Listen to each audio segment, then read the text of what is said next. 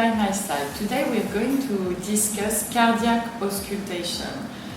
Cardiac auscultation, first thing, where do you listen?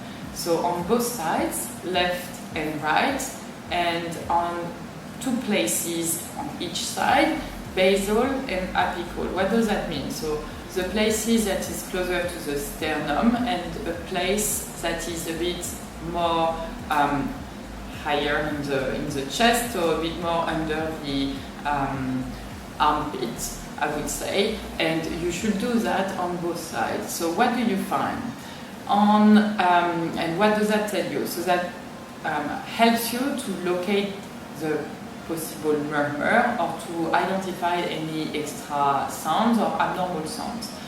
What you do listen to in a cat and a dog, you do hear two heartbeats, different heartbeats. They do correspond to the closure of the tricuspid and mitral valve. So mitral valve on the left, tricuspid valve on the right, and then you do hear the closure of the pulmonary artery valves and aortic valves. These ones are basal, tricuspid and mitral are apical.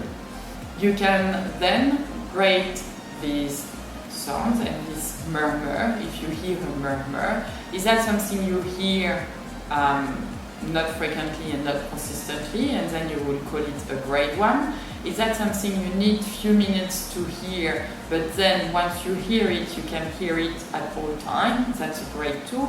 Is it a murmur that is easy to hear when you're on the side of the murmur, and that's a grade 3?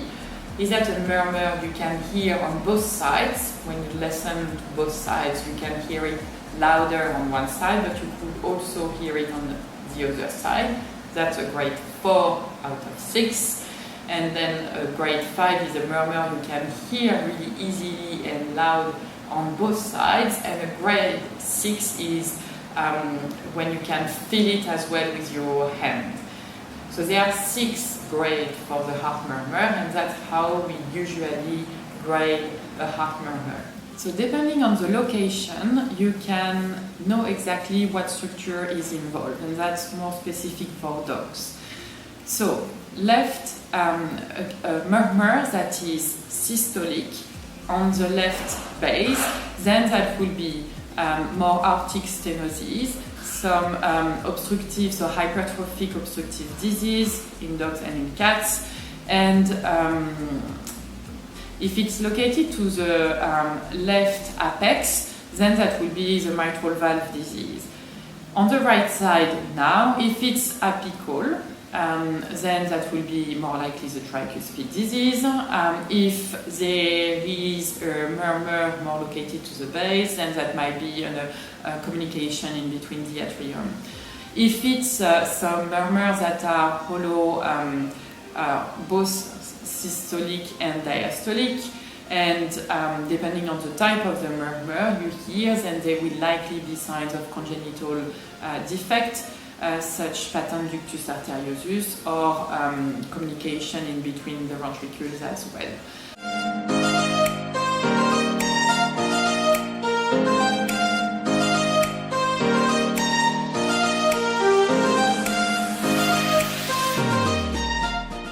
So when you do listen to the heart, what's important as well is to get a good feel of the femoral pulse at the same time. So you go inside the leg.